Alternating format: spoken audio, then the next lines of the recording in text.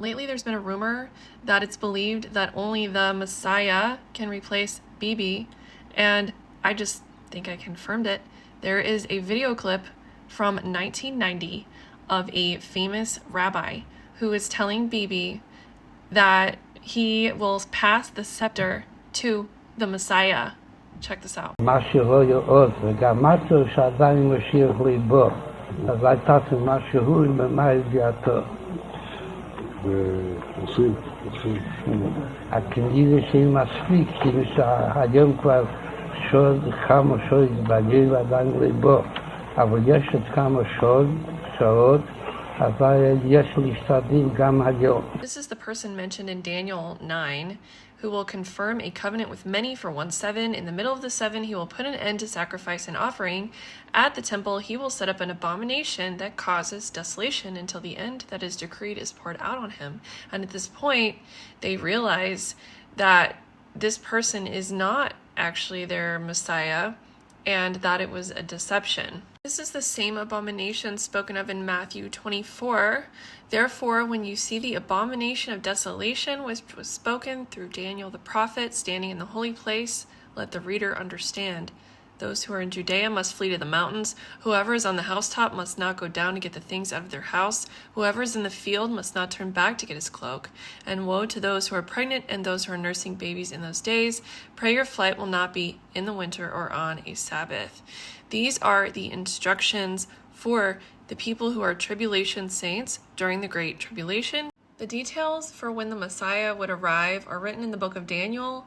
Daniel lived during the time of Babylonian exile and received a vision. The Messiah would come 483 years after the command to restore Jerusalem and rebuild the temple. This is in Daniel 9:25. You can see it here.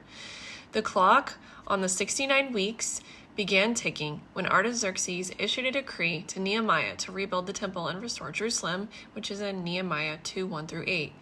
And other decrees went out, but this was the only one that involved both the temple and Jerusalem. And history records this took place in Nisan of 444 BC. This means the Messiah would appear by 33 AD. Daniel also predicted that after the appearance of the Messiah, the people of the prince that would come would destroy the city and the sanctuary, and that occurred in 70 AD when the Romans destroyed the city and the Holy Temple.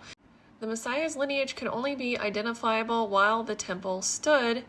It was connected to his descent from the tribe of Judah, evidenced in Genesis 49:10, where it says, "The scepter shall not depart from Judah, nor a lawgiver from between his feet until Shiloh comes, and to him shall be the obedience of the people," meaning the Messiah. So, what is his name? According to Sanhedrin 98b, Shiloh is his name. According to the book of Ezra, Judah's position was maintained throughout the 70 years of Babylonian exile, and it was also intact before the Romans destroyed the second temple. But after the temple's destruction, those records would have been destroyed. In Daniel 9:26, it says, after the 7 and 62 weeks, the Messiah would be cut off, which means to be unalived or destroyed, used in the Tanakh to describe how a sacrificial animal was ritually slaughtered. And the idea that the Messiah would die was not new.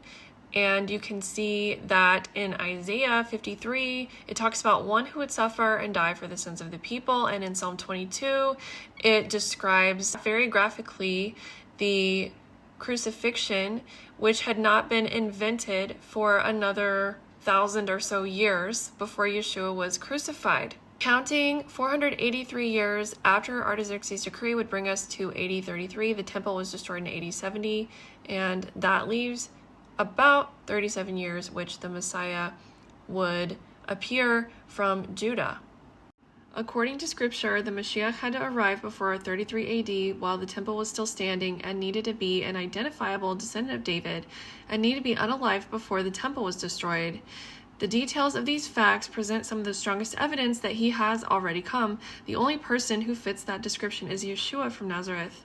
It might be considered extreme to consider the idea that Yeshua is the Messiah.